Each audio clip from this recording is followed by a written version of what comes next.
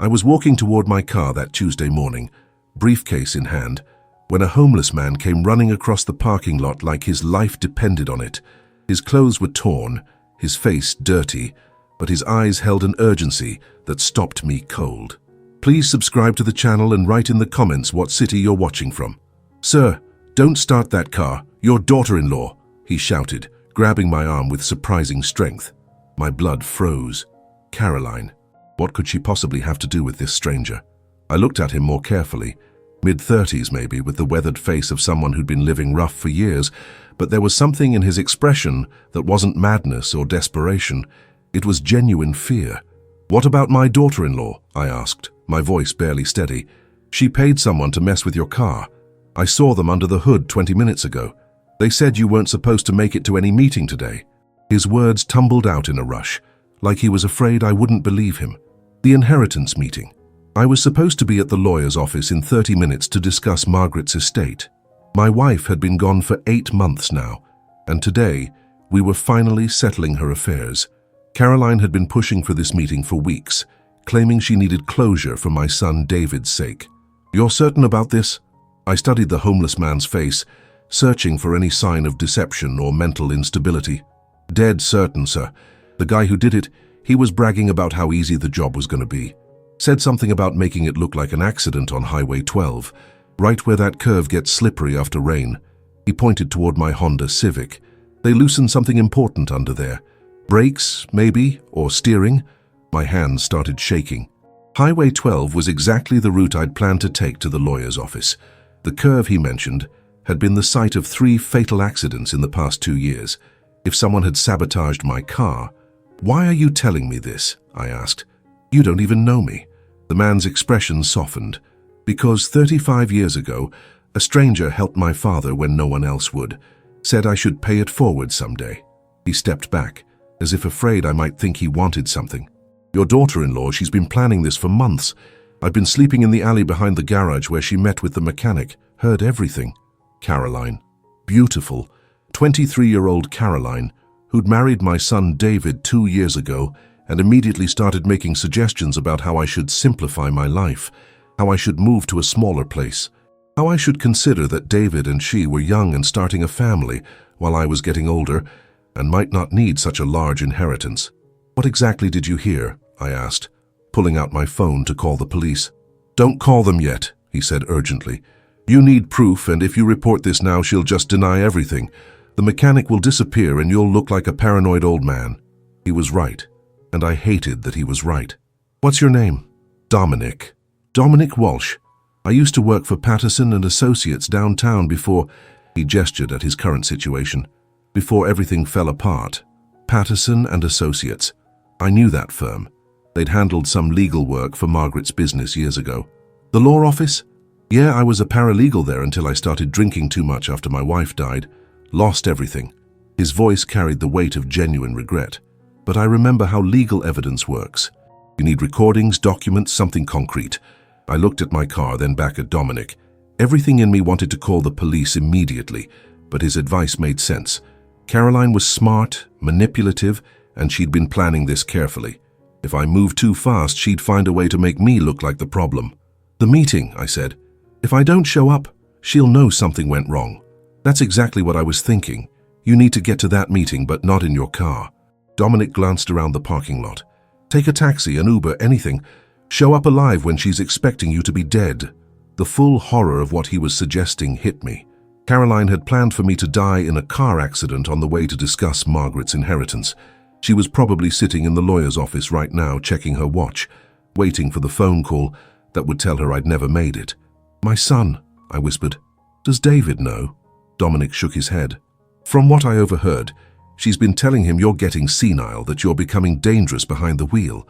She's been setting up the story for months. When you have your accident today, it'll seem like a tragic but predictable end to your mental decline." I felt sick. Caroline had been manipulating David, poisoning him against me while planning my murder, and I'd been completely blind to it. "There's more," Dominic continued. "She's pregnant, or at least she's telling everyone she is. Been using that to get your son completely under her control. Says the stress of your behavior is affecting the baby. Pregnant." Caroline had mentioned feeling unwell lately, but I'd assumed it was just the normal adjustment of a young marriage. Instead, she'd been using a pregnancy, real or fake, as emotional leverage while planning to kill me. "I need to call a cab," I said, pulling out my phone with trembling fingers. "Good. And sir," Dominic touched my arm gently, "when you get to that meeting and she sees you walk in alive, watch her face.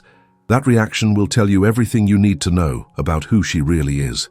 25 minutes later, I was sitting in the back of a yellow cab, watching familiar landmarks blur past the window. The driver was chatting about the weather, completely unaware that he was probably saving my life. My phone buzzed with a text from Caroline. "Running a few minutes late to the meeting, David had to take me to the doctor. Baby stuff, see you there." Baby stuff. The calculated casualness of it made my stomach turn. She was establishing her alibi, making sure everyone knew she was at a medical appointment when my accident was supposed to happen. The law office of Henderson, Pierce and Martinez occupied the third floor of a downtown building that had seen better days. I'd been here twice before since Margaret's death, each time feeling overwhelmed by the legal complexity of settling an estate. Today, I felt something different. Today, I felt like I was walking into a trap that had been carefully set for me. The receptionist smiled warmly. "Mr. Collins, they're waiting for you in conference room B." They plural. I'd expected Caroline, of course, but who else was involved in this conspiracy? I walked down the familiar hallway, my footsteps muffled by worn carpet. Through the glass doors of conference room B, I could see Caroline sitting at the polished table, her blonde hair perfectly styled, her maternity dress carefully chosen to emphasize her condition. She was checking her phone constantly, that nervous gesture I'd noticed increasing over the past few weeks. Sitting beside her was David, my 25-year-old son, looking uncomfortable in a suit he rarely wore. His dark hair needed cutting, and he had the pale complexion of someone who spent too much time indoors. When had I last really talked to him? When had Caroline started scheduling all our interactions? At the head of the table sat Attorney Martinez, a stern woman in her 50s who'd been handling Margaret's affairs with professional efficiency. She looked up as I entered, relief crossing her face. "Patrick, we were starting to worry. Caroline mentioned you'd been having some issues with—" She didn't finish the sentence because Caroline had made a sound I'd never heard before. A low, strangled gasp that seemed to come from somewhere deep in her chest. Her face had gone completely white, her phone clattering to the table as her hands went limp. "Caroline?" David was on his feet immediately, reaching for his wife. "Honey, what's wrong?" But Caroline wasn't looking at David. She was staring at me with an expression of absolute terror, as if she were seeing a ghost. Her lips moved soundlessly, trying to form words that wouldn't come. "I think she's having some kind of episode," Attorney Martinez said, moving toward the phone. "Should I call an ambulance?" "No," Caroline finally managed, her voice barely a whisper. "No, I'm fine. Just surprised. I thought—" She looked at me again, and I saw something in her eyes that confirmed every word Dominic had told me. "I thought you might not make it." The silence that followed was deafening. Caroline's reaction had been everything Dominic promised it would be. The look of pure shock and terror on her face when I walked into that conference room told me more than any confession could. She had genuinely expected me to be dead. "Caroline, you look pale," I said, settling into my chair across from her. "Maybe you should drink some water." She fumbled for the water glass in front of her, her hands shaking so badly that droplets spilled onto the polished table. "I'm sorry, the pregnancy hormones make me feel faint sometimes." David immediately moved his chair closer to hers, his protective instincts activated exactly as she'd trained them to be. "Dad, maybe we should reschedule this meeting. Caroline's been under a lot of stress lately." "What kind of stress?" I asked, genuinely curious to hear how she'd answer. Caroline shot David a look I'd seen before but never really noticed, a sharp, controlling glance that said, "Stay quiet, let me handle this." It lasted barely a second, but now that I was watching for it, the gesture was unmistakable. "Just the normal stress of pregnancy," she said, her voice growing stronger as she regained composure, "and worrying about family situations." Family situations. I wondered if that's what she called planning my murder. Attorney Martinez cleared her throat. "Well, now that everyone's here, let's proceed with the estate discussion. Patrick, as we've discussed, Margaret's will is quite straightforward. The house, the investment accounts, and the life insurance proceeds all transfer to you as the surviving spouse." Caroline's jaw tightened almost imperceptibly. I watched her face carefully as Martinez continued reading the specific dollar amounts. $230,000 in investment accounts, $350,000 in life insurance, the house valued at $420,000, free and clear, nearly $1 million total, enough to make murder seem worthwhile to someone young and greedy. Of course, Caroline said, her voice carefully modulated. David and I have been discussing how this inheritance might be structured to benefit everyone fairly. Fairly? I repeated. Well, Margaret always talked about wanting to ensure David's future was secure, and now with the baby coming, she placed her hand protectively over her still flat stomach. We thought perhaps a trust arrangement might make sense, something that would provide for your needs while also guaranteeing David and his child would be taken care of. David nodded eagerly. Dad, Caroline's been helping me understand these financial things better. She's really smart about money management. I wondered if that included knowing how much it cost to hire someone to sabotage a car. What exactly are you proposing? I asked. Caroline leaned forward, and I could see her confidence returning as she moved into familiar territory. A revocable trust with you as the initial beneficiary, but with David as the contingent beneficiary. That way, if anything happened to you, the assets would transfer seamlessly without probate complications. If anything happened to me, like a fatal car accident on Highway 12. And who would be the trustee of this arrangement? Attorney Martinez asked, her pen poised over her legal pad. Well, David, obviously. But since he's so busy with work, I'd probably help him manage the day-to-day decisions. Caroline's smile was perfectly calibrated, warm and helpful without seeming greedy. I watched my son nod along with her explanation, completely unaware that his wife had just outlined a plan to steal his inheritance while using him as the legal frontman. The manipulation was breathtaking in its complexity.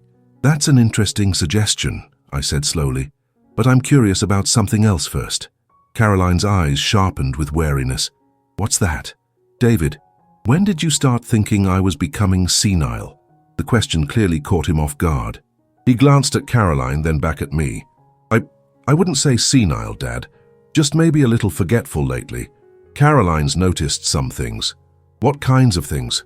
Well, like last month when you forgot about our dinner plans, and Caroline said you seemed confused when she called to check on you that Tuesday evening. I remembered that Tuesday.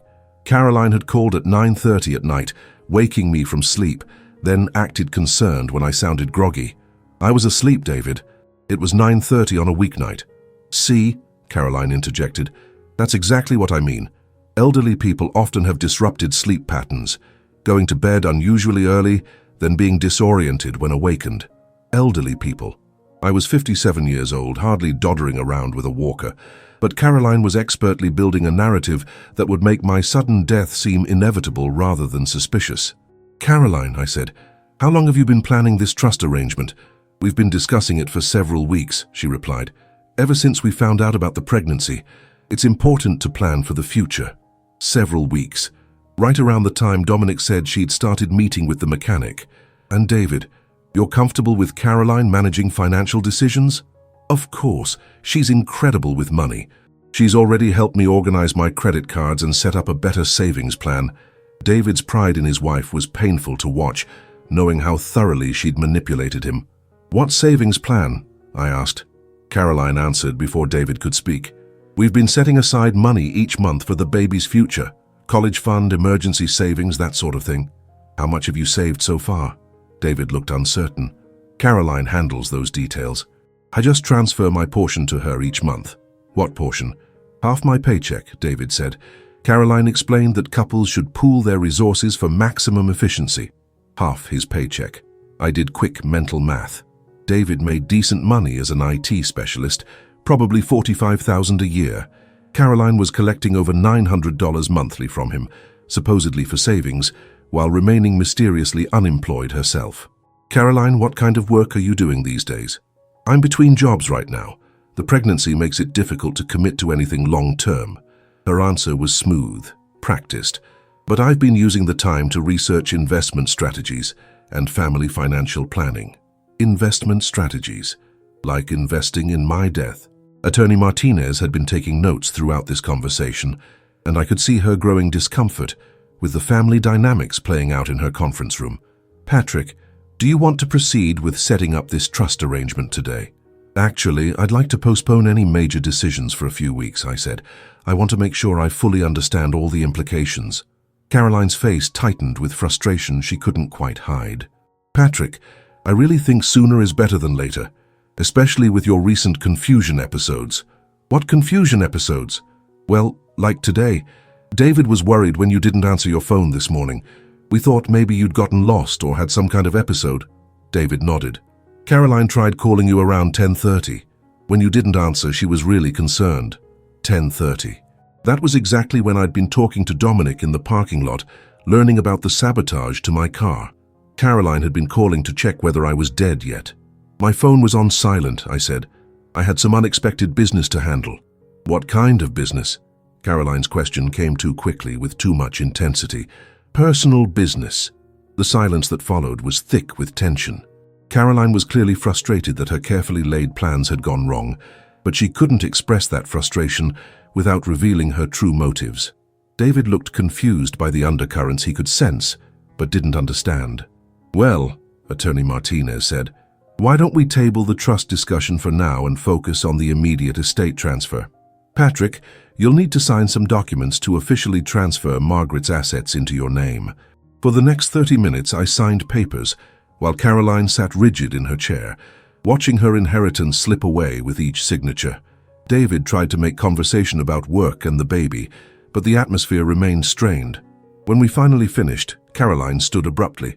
I need some air. David, can we go home? Of course, honey. David gathered her purse and jacket with the attentiveness of a devoted husband. Dad, we'll talk soon about that trust idea, okay? Absolutely, I agreed. We'll talk very soon. Caroline was already headed for the door, but she turned back for one final attempt. Patrick, please be careful driving home. The roads can be so dangerous, especially for someone who's been under stress. Thank you for the concern, I replied, but I took a taxi here today. I'll be taking one home as well. The look that crossed her face was worth everything I'd been through that morning. Pure, undiluted fury that she couldn't express, couldn't explain, couldn't act upon. She'd planned the perfect crime, and I'd ruined it by taking a taxi. As they left, I sat alone with Attorney Martinez, who was organizing her papers with obvious relief. Patrick, she said quietly, I hope you'll be very careful about any financial arrangements you make with family members. Sometimes the people closest to us don't always have our best interests at heart. I'm beginning to understand that, I replied. What she didn't know was that my real education was just beginning. That evening, I sat in my living room with a cup of coffee I couldn't taste, staring at my phone. I needed to call David, but I wasn't sure what to say. How do you tell your son that his pregnant wife tried to have you killed? How do you explain that the woman he loves has been systematically poisoning him against his own father? The sound of a car door slamming in my driveway made me look up. Through the front window, I could see David's silver Toyota parked behind my Honda. He was alone, which surprised me.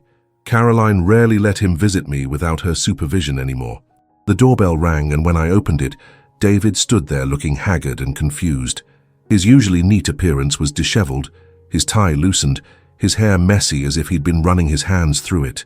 Dad, we need to talk. Come in, I said, stepping aside. Caroline didn't come with you? She's at home, resting. He sat heavily on the couch where he'd spent countless hours as a teenager, playing video games and complaining about homework. Dad, something weird happened after we left the lawyer's office.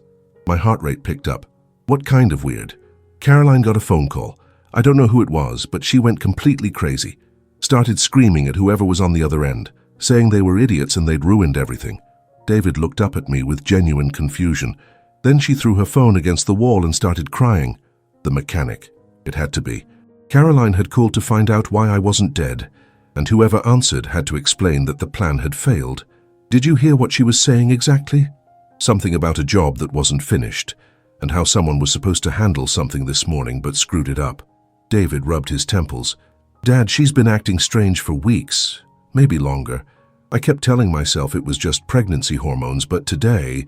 What about today? The way she looked when you walked into that conference room, like she'd seen a ghost, and then all that talk about trusts and managing your money. David met my eyes. Dad, are you really having memory problems? The moment of truth. I could continue letting Caroline's narrative stand, protecting David from the horrible reality of what his wife had planned. or I could tell him the truth and watch his world fall apart. David, I'm going to tell you something, and I need you to listen to the whole story before you react. I told him everything. Dominic's warning in the parking lot, the sabotage to my car, Caroline's reaction when I appeared alive at the meeting, her systematic campaign to make him believe I was becoming senile, the financial manipulation she'd been orchestrating. David's face went through a series of changes as I spoke.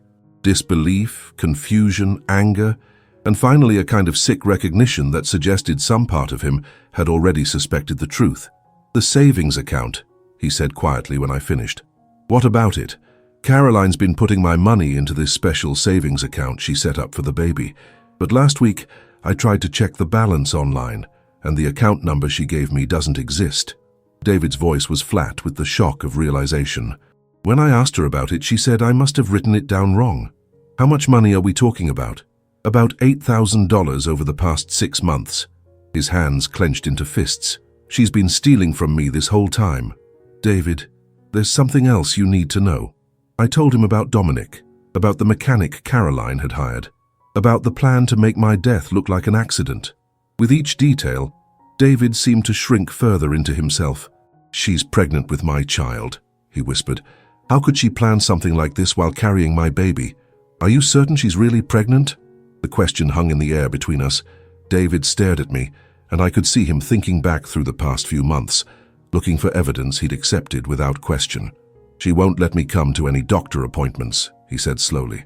Says she wants to handle everything herself until the 2nd trimester, when it's safer to share the news publicly.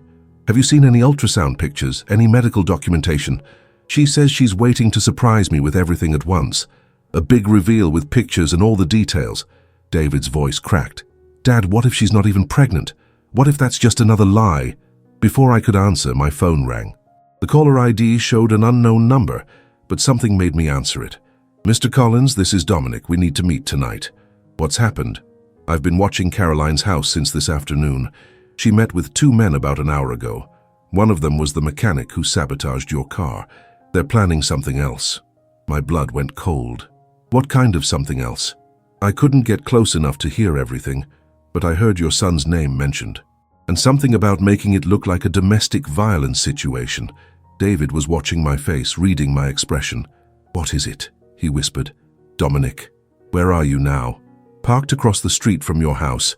I've been making sure they don't come here tonight. I looked out my front window and saw a beat-up Ford truck parked under the streetlight. David and I will come out to talk to you. Dad, what's going on? David asked as I hung up. Caroline's not done. She's planning something else, and this time it involves you. We walked outside together, and Dominic rolled down his truck window as we approached. In the streetlight, I could see he'd cleaned up somewhat since that morning. His hair was combed, his face washed, though his clothes were still obviously second-hand. David? Dominic looked between us. This is my son.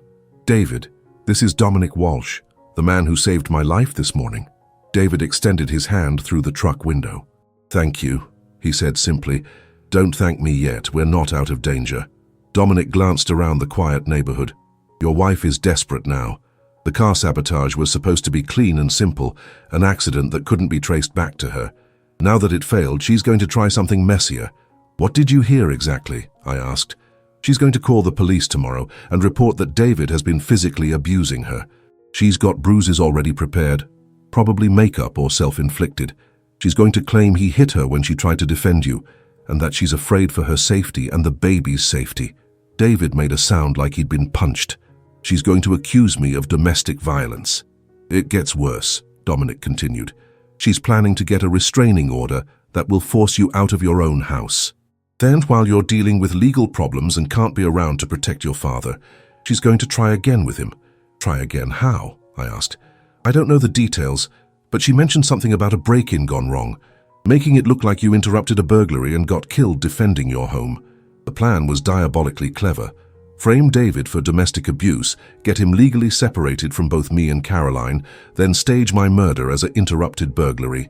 With David facing criminal charges and unable to inherit, Caroline would step forward as the grieving daughter-in-law, probably claiming I'd promised to provide for her and the baby. We have to go to the police, David said. With what evidence? Dominic asked. It's my word against hers. And I'm homeless with a criminal record for public intoxication. She's a young pregnant woman with no criminal history. Who do you think they'll believe? He was right, and we all knew it. Caroline had chosen her victim profile carefully. Young, beautiful, pregnant, and married to a man with no history of violence. Her word would carry enormous weight against mine or Dominic's. What do you suggest we do? I asked. We get evidence, Dominic said. Real evidence. Recordings, documents, something that proves what she's planning. How? I still have contacts from my old job at the law firm. One of them owes me a favor, and he has access to surveillance equipment. Dominic pulled a small device from his pocket. This is a digital recorder. It looks like a pen, but it can capture conversations from 30 feet away. David took the device, examining it. You want us to record Caroline? I want you to make her think she's won, Dominic explained. Go home tonight, David, act like everything's normal. When she brings up her plan to report domestic abuse, act shocked and hurt, but don't deny it too strongly. Let her think she's manipulating you successfully. And then you'll have her confession on tape, along with whatever else she reveals when she thinks she's in control. David looked at me, then back at Dominic. This is insane. My wife is trying to kill my father and frame me for domestic violence, and our plan is to trick her into confessing? Do you have a better idea? I asked gently. David was quiet for a long moment, staring at the recording device in his hand. When he looked up, his face had changed. The confused, hurt young man was gone, replaced by someone harder and more determined. She stole my money, he said quietly. She lied about being pregnant. She tried to kill my father. His voice grew stronger with each accusation. And now she's going to try to destroy my life to cover up her crimes. David, no, Dad. I'm done being her victim. He pocketed the recording device. Let's get the evidence we need to put her away for good. As Dominic drove away and David headed home to his lying wife, I stood in my driveway feeling a mixture of pride and terror. My son had finally seen Caroline for what she really was, but now he was walking back into her web, carrying a secret that could get him killed if she discovered it. Tomorrow would determine whether we could outsmart a woman who'd already proven herself capable of murder. David texted me at 6:30 the next morning. Recording successful. You need to hear this. I'd barely slept, imagining all the ways Caroline might have discovered the recording device or become suspicious of David's behavior. But apparently, my son had hidden his newfound awareness better than I'd expected. He arrived at my house 20 minutes later, looking exhausted but grimly satisfied. Dad, she's worse than we thought. What happened? David pulled out the pen-shaped recorder and connected it to his phone. I got home last night and found her in the bathroom, applying makeup to create fake bruises on her arms and face. When I walked in, she didn't even try to hide what she was doing. She just admitted to faking injuries. She told me it was for our future, that sometimes wives have to make sacrifices to protect their families. David's voice was flat with disgust. She actually said those words, Dad, like domestic violence accusations were just another financial planning tool. He pressed play on the recording, and Caroline's voice filled my living room, clear and unmistakably her own. David, honey, I need you to understand what's going to happen tomorrow. What do you mean? David's recorded voice sounded convincingly confused. I'm going to have to tell the police that you hit me tonight. Just once, not hard, but enough to leave a mark. Caroline, what are you talking about? I would never hit you. I know that, sweetheart. But your father is becoming dangerous, and this is the only way to protect all of us. If I report domestic violence, I can get a restraining order that keeps you away from me for a few days. That will give us time to handle the Patrick situation permanently. The casual way she said, handle the Patrick situation permanently, made my blood run cold. This was my son's wife, the woman carrying his child, discussing my murder like a household chore. I don't understand, David's voice continued.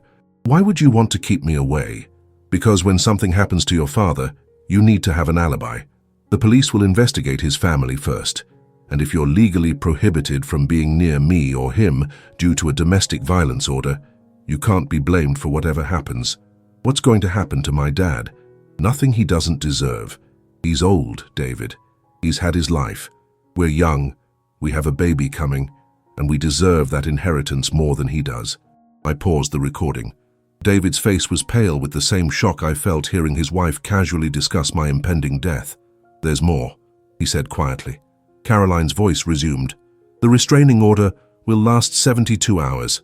During that time, Patrick will have a break-in.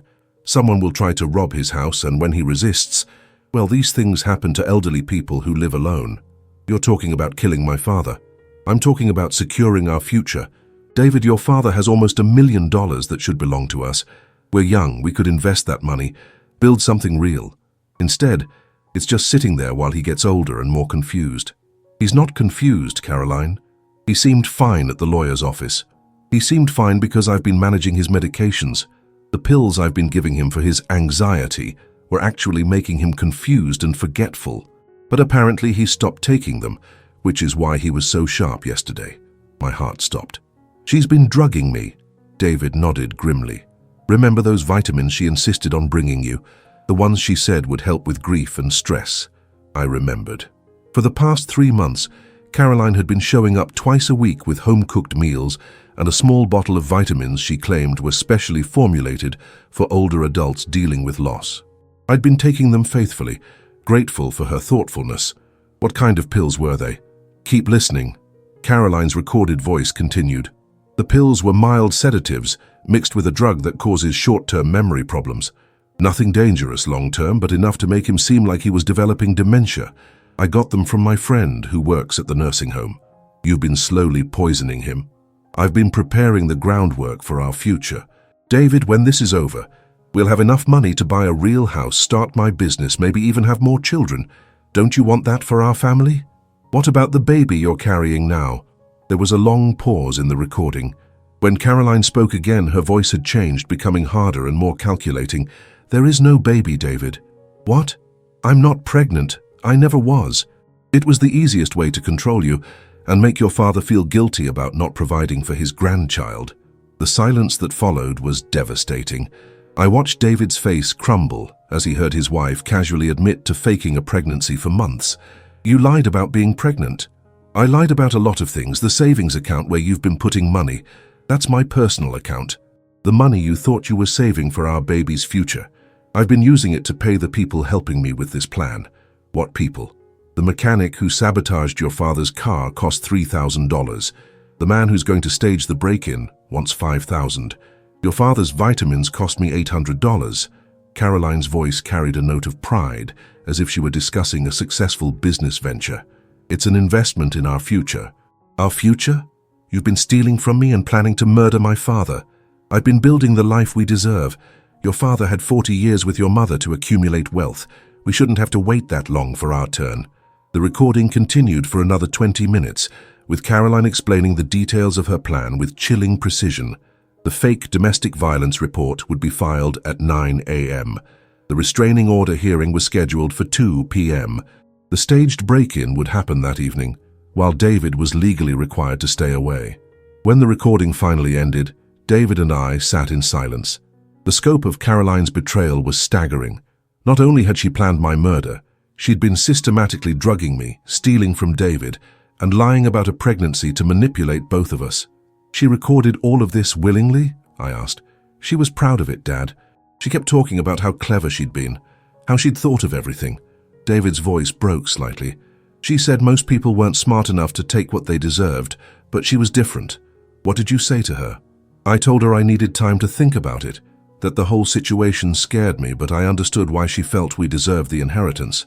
David looked ashamed. I had to make her believe I was going along with it, or she might have gotten suspicious. You did exactly right. Did I? Because this morning she was humming while she made breakfast. She's happy, Dad. She's excited about today because she thinks she's finally going to get what she wants. I picked up my phone. It's time to call the police. Wait. David grabbed my arm. What if they don't believe the recording? What if she claims it was taken without her consent, or that she was just talking hypothetically? He had a point. Caroline was manipulative and intelligent. She might find a way to explain away even her recorded confession. Then we make sure she doesn't get the chance to explain it away, I said. I called Dominic first. He answered on the second ring, as if he'd been waiting for my call. Did you get the recording? We got everything. Caroline's entire plan, including the fact that she's been drugging me and stealing money from David. Good. My contact at the police department is ready to move on this. Detective Sarah Martinez, no relation to your lawyer. She specializes in domestic fraud cases. Can you meet us at the police station? Already there, Detective Martinez wants to hear the recording before Caroline files her fake domestic violence report. An hour later, David and I sat in Detective Martinez's office, watching her face change as she listened to Caroline's recorded confession. Martinez was a woman in her 40s, with steel gray hair and the kind of focused intensity that suggested she'd seen every type of human cruelty imaginable. "This is one of the most comprehensive criminal conspiracies I've heard in 20 years, she said when the recording ended. Attempted murder, fraud, theft, filing false police reports, drugging someone without consent. She looked up at us. "How do you want to handle this? What are our options?" David asked. "We can arrest her immediately based on this evidence, or we can let her file the false domestic violence report and arrest her in the act, which would add additional charges. What would you recommend?" Detective Martinez smiled grimly. "I'd recommend we let her dig her own grave a little deeper. The more crimes she commits while we're watching, the longer her prison sentence will be. You want to let her file false charges against David? We'll have officers standing by. The moment she signs that false report, we'll arrest her for filing a fraudulent police report, attempted murder, conspiracy to commit murder, and about 6 other felonies." Martinez looked at David. "Your son will never officially be charged with anything. The false report will be dismissed before it's processed." David nodded slowly. "How long will she go to prison?" "With this evidence, 25 years to life. She planned a murder, attempted to carry it out, and created an elaborate conspiracy involving multiple people." Martinez's expression was serious. "Caroline won't be getting out of prison while she's young enough to try this again." At 8:45 that morning, we watched from an unmarked police car as Caroline walked into the police station, her face carefully made up with fake bruises, ready to destroy David's life as the first step in murdering me. She had no idea that her entire confession was already in police hands, or that her freedom would end the moment she signed her name to the false report. Justice, I realized, sometimes required patience, but it was worth the wait. Caroline walked into the police station at exactly 9 a.m., her performance carefully choreographed down to the last detail. Through the tinted windows of Detective Martinez's unmarked car, I watched my daughter-in-law approach the front desk with the hesitant steps of a frightened abuse victim. She'd chosen her outfit perfectly, a pale blue dress that emphasized her supposed pregnancy, minimal makeup except for the carefully applied fake bruises on her left cheek and forearm, and her hair pulled back in a way that made her look younger and more vulnerable. "She's good at this," Detective Martinez said quietly into a radio. "All units be aware, suspect is entering the building now." David sat beside me in the back seat, his hands clenched into fists as he watched his wife prepare to destroy his reputation and frame him for domestic violence. "I can't believe I lived with her for 2 years and never saw what she really was." "Manipulators are experts at showing people what they want to see," I replied. "She studied you, learned what kind of woman you'd fall in love with, and became that person." Through the radio, we could hear the conversation at the front desk as Caroline approached the duty officer. "Excuse me?" Caroline's voice came through clearly, with just the right amount of trembling vulnerability. "I need to report domestic violence." "Ma'am, I'm going to have you speak with Officer Reynolds. She handles our domestic violence cases. Is it possible to speak with someone privately? I'm very scared and I don't want my husband to find out I'm here." The concern in her voice was perfectly calibrated. Not too dramatic, not too understated. Just a frightened young woman seeking help from the people she trusted to protect her.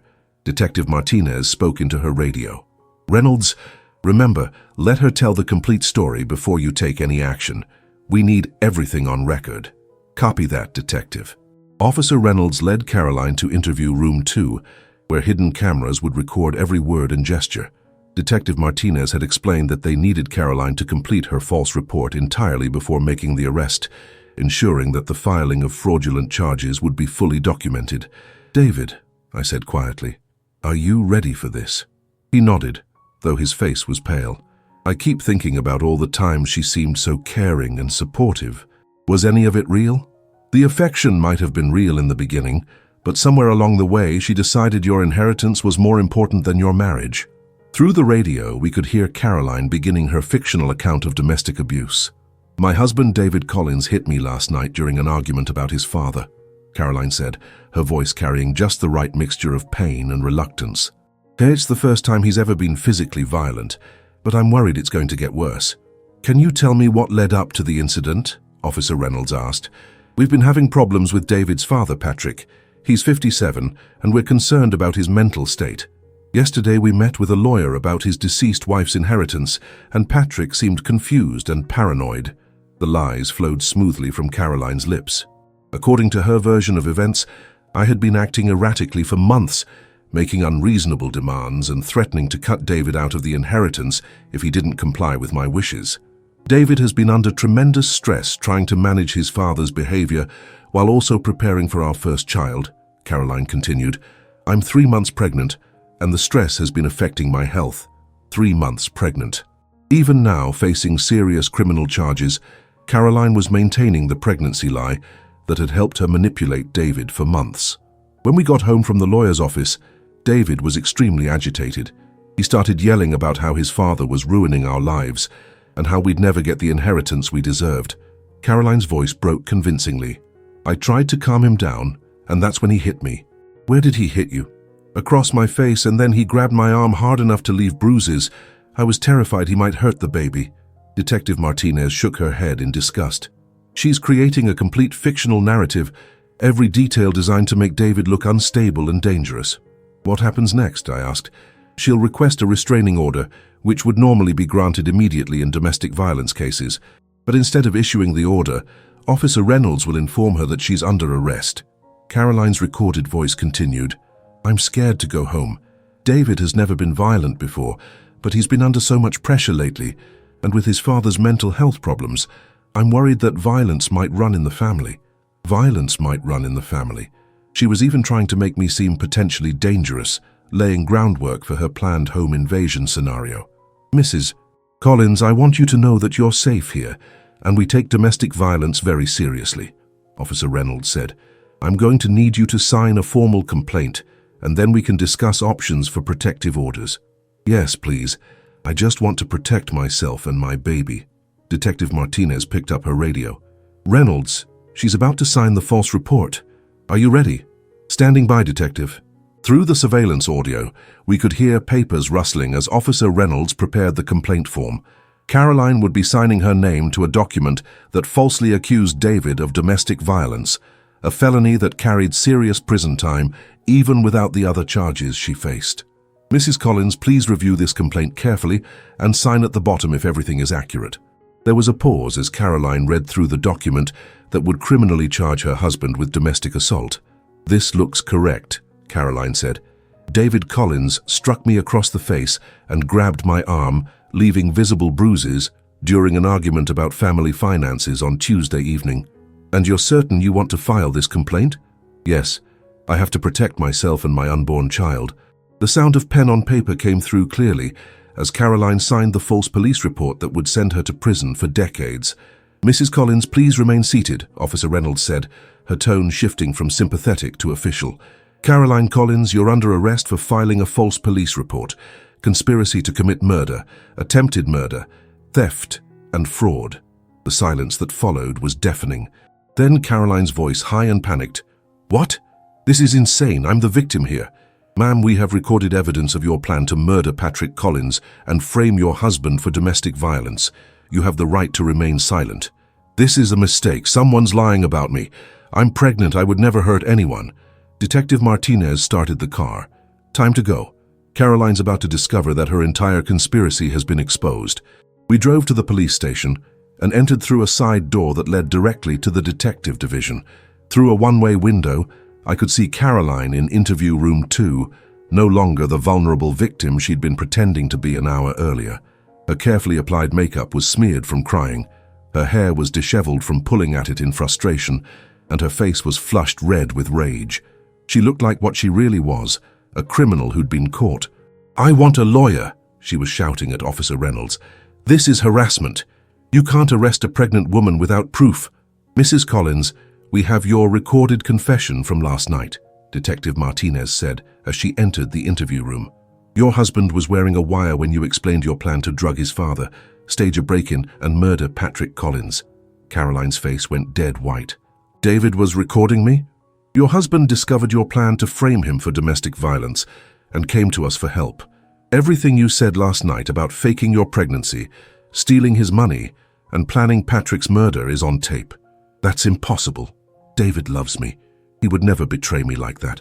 David loves his father more than he loves a woman who tried to steal from him and murder his family, Detective Martinez replied calmly. He's also not particularly fond of being framed for domestic violence. Caroline's composure completely shattered. Where is he? I want to talk to David. He doesn't understand what he's done. David is here, Mrs. Collins. Would you like to see him? Yes. He'll explain that this is all a misunderstanding. Detective Martinez looked through the one-way window and nodded to us. David took a deep breath and walked into the interview room where his wife sat in handcuffs.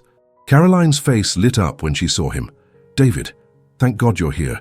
These people are saying crazy things about me. Tell them it's not true.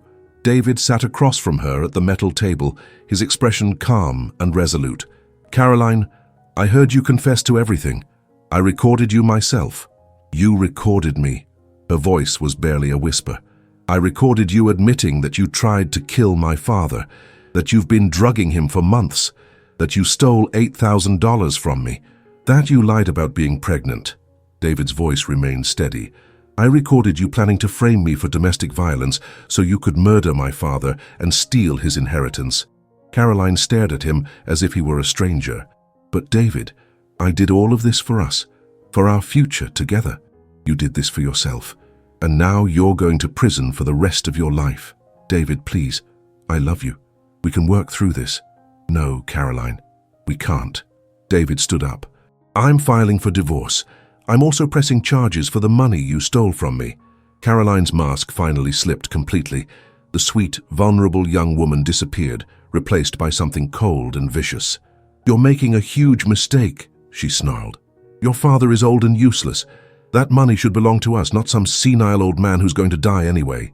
My father is 57 years old and in perfect health, except for the drugs you've been giving him. He's weak, David, just like you're weak. I gave you the chance to be part of something bigger and you threw it away for a man who never even wanted you. David looked at her with something that might have been pity. My father has loved me every day of my life. You've been lying to me since the day we met. As David left the interview room, Caroline began screaming threats and accusations. She threatened to claim David had forced her to make the recording. She threatened to say I had abused her. She threatened to accuse Dominic of being part of a conspiracy against her. But it was too late for threats. The evidence was overwhelming. Her confession was recorded, and her attempt to file false charges had been caught on camera. Caroline's perfect plan had become perfect evidence of her own crimes. 6 months later, I stood in the courthouse watching Caroline Collins receive her sentence. 28 years in prison, without the possibility of parole for 15 years. The judge had been particularly harsh, noting that the conspiracy involved multiple felonies and showed a callous disregard for human life and family bonds. Caroline had maintained her innocence throughout the trial, claiming the recordings were fabricated and that David and I had conspired to frame her. But the evidence was overwhelming. The mechanic she'd hired had turned state's evidence in exchange for a reduced sentence. The fake pregnancy had been exposed when mandatory medical testing revealed she'd never been pregnant at all. The drugs she'd been giving me were found in her apartment, along with detailed notes about dosage and effects. Most damning of all was her own recorded voice, explaining her crimes with pride and satisfaction. The jury had deliberated for less than 3 hours. David sat beside me in the courtroom, watching his ex-wife be led away in shackles. The divorce had been finalized 2 months earlier, with Caroline receiving nothing from the marriage. The $8,000 she'd stolen from David's savings had been recovered and returned to him. How do you feel? I asked as we walked out of the courthouse.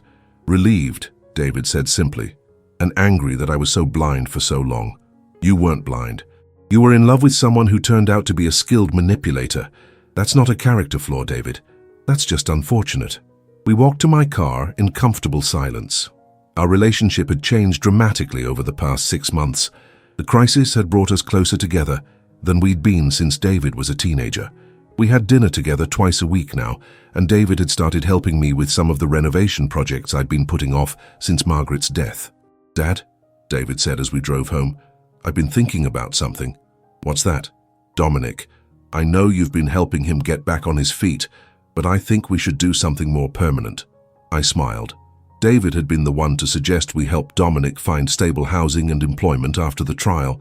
My son had a generous heart, just like his mother had. What did you have in mind? I was thinking about offering him a job at my company. We need someone in our IT security department, and his background at the law firm shows he's good with confidential information. You think he'd be interested? I already asked him. He said he'd be honored, but he wanted to make sure you approved first. That evening, the three of us met at a restaurant downtown to celebrate both Caroline's sentencing and Dominic's new job offer. Dominic looked like a different person than the homeless man who'd saved my life 6 months earlier. Clean-shaven, wearing clothes that fit properly, and most importantly, carrying himself with the dignity of someone who had meaningful work and a place in the world. I can't thank you both enough, Dominic said over dinner. 6 months ago, I was sleeping in alleys and drinking myself to death. Now I have an apartment, a job, and people who consider me family. You saved my life, I replied. Everything that's happened since then is just us returning the favor. Besides, David added, Caroline's plan would have destroyed both of us if you hadn't intervened. You gave us the chance to fight back. Dominic raised his glass of soda. To second chances and chosen family. We toasted, and I felt a contentment I hadn't experienced since Margaret's death. Caroline's betrayal had been devastating, but it had also revealed the true character of the people around me. David had chosen loyalty over manipulation. Dominic had chosen courage over self-preservation. And I had learned that family isn't just about blood relations. It's about people who stand by you when everything falls apart. There's something else I want to discuss, I said. Margaret's inheritance. David shifted uncomfortably. Dad, we've talked about this. I don't want any of Mom's money. Caroline's greed ruined enough lives already. That's exactly why I want to share it with you. Not because you're asking for it, but because you're not. I pulled out a folder I'd been carrying. I've been working with a financial advisor to set up education funds for your future children. Real children, not Caroline's imaginary baby. David's eyes filled with tears. Dad, you don't have to do that. I want to. Your mother would have wanted to make sure her grandchildren had opportunities, and this feels like the right way to honor her memory. What about the rest of the inheritance? I'm keeping enough for my retirement and leaving the house to you eventually. But I'm also setting up a fund to help people like Dominic get back on their feet. I smiled at both of them. Turns out, Margaret left more than enough for all of us to have good lives. Over the following months, we established what became known as the Margaret Collins Second Chance Foundation. It provided emergency housing, job training, and legal assistance for people who'd lost everything but were working to rebuild their lives. Dominic became our first success story and eventually our program coordinator. David met someone new 8 months after Caroline's sentencing.